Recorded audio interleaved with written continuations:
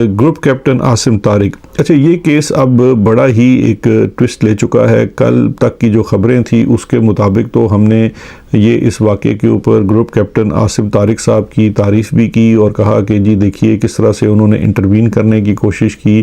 اور جو ہے وہ وہاں سے ان کو پھر گولی لگی اور وہ بڑے بہادر تھے وغیرہ وغیرہ۔ اب ہماری وہ خبر درست ثابت نہیں ہوئی ہے کیونکہ ظاہری بات ہے ہم نے تو وہ خبر جو چل رہی تھی وہی ہم نے خبر دیکھی اور وہ چلائی۔ اب جو وہاں سے ویڈیو فوٹیجز اور تصاویر آئی ہیں کرائم سین کی وہ کچھ اور کہانی بیان کر رہے ہیں۔ اب اس معاملے کو لے کر دو طرح کے دعوے کیے جا رہے ہیں۔ ایک تو یہ ہے کہ یہ گروپ کیپٹن صاحب کا ایشو شاید کوئی انوالومنٹ تھی، کوئی جھگڑا تھا اور ایسا معاملہ نہیں ہے جس طرح سے رپورٹ کیا جا رہا ہے کہ راہ چلتے ہوئے انہوں نے انٹروین کیا کسی اور کے جھگڑے میں اور ان کو مار دیا گیا۔ اور دوسری ایک انتہائی جو میں سمجھتا ہوں خوفناک بات پھیلائی جا رہی ہے وہ یہ ہے کہ یہ شاید بھارت یا جو افغان گروپس ہیں ان کی کارستانی تھی اور انہوں نے ٹارگٹ کیا ہے گروپ کیپٹن عاصم طارق صاحب کو۔ اگر ایسا معاملہ ہے تو یہ پھر انتہائی میں کہتا ہوں حساس اور سنگین معاملہ ہے اور اس معاملے کی بالکل آزادانہ تفتیش ہو کے دیکھنا چاہیے اور پھر رپورٹ بھی ہونا چاہیے کہ دراصل معاملہ کیا ہے۔ اگر اسلام آباد کے اندر ہی پاکستان کے جو فوجی ہیں وہ محفوظ نہیں ہیں تو پھر تو دور دراز کے علاقوں میں تو آپ بھول ہی جائیے۔ اس کا مطلب یہ ہے کہ عاصم منیر صاحب کا جو ہارڈ اسٹیٹ کا کانسیپٹ ہے وہ بری طریقے سے فیل ہو چکا ہے۔ لیکن جو سب سے بڑی تشویشناک چیز ہے جہاں سے سوال کھڑے ہونا شروع ہو گئے ہیں وہ تصاویر ہیں ان گروپ کیپٹن صاحب کی گاڑی کے اندر گولی لگے ہوئے۔ وہ تصاویر ہم دکھاتے نہیں ہیں، آپ نے خود دیکھی ہوں گی سوشل میڈیا کے اوپر کیونکہ وہ تھوڑی سی یوٹیوب گائیڈ لائنز کو بھی شاید وائلیٹ کر دیں گی، لیکن اس تصویر میں دیکھا جا سکتا ہے کہ سیٹ بیلٹ لگی ہوئی ہے اور گروپ کیپٹن صاحب اپنی سیٹ میں گاڑی میں بیٹھے ہوئے ہیں جہاں پہ ان کو گولیوں کا نشانہ بنایا گیا ہے۔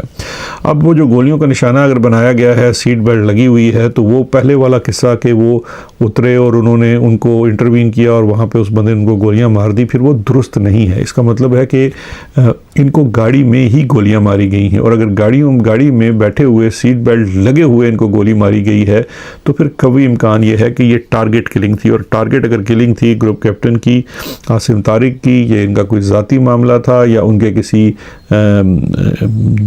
پوسٹنگ کی وجہ سے یا کسی بھی ان کے کام کی وجہ سے آفیشیل کام کی وجہ سے ان کو نشانہ بنایا گیا، یہ چیزیں اب تفتیش ہونی ضروری ہیں۔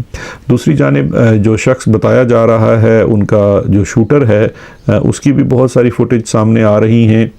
وہ کسی صورت مجھے کہیں سے گھبرایا ہوا شخص تو ان فوٹیجز میں نظر نہیں آتا ہے، مجھے تو وہ باقاعدہ ٹرینڈ آدمی نظر آتا ہے جس کو یہ پتا ہے کہ میں نے شوٹنگ کے بعد، کیونکہ دیکھیے اگر مثال کے طور پہ میں سڑک پہ جا رہا ہوں، میرا کوئی بھی تنازع ہے، میں کسی لڑکی کے ساتھ لڑ رہا ہوں، کوئی بندہ آتا ہے وہ انٹروین کرتا ہے، میرے پاس پسٹل ہے، میں اس کو گولی مار دیتا ہوں، یقین جانیے انسان اس کے بعد بڑا لرز جاتا ہے۔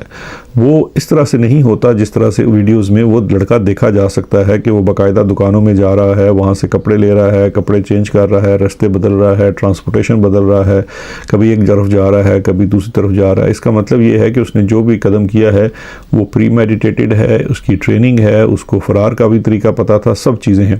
تو اس سے پھر وہی باتیں ہمیں شاید سچ ہوتی نظر آتی ہیں کہ اس میں کوئی فورن ہینڈ بھی ہو سکتا ہے، لیکن ہمارے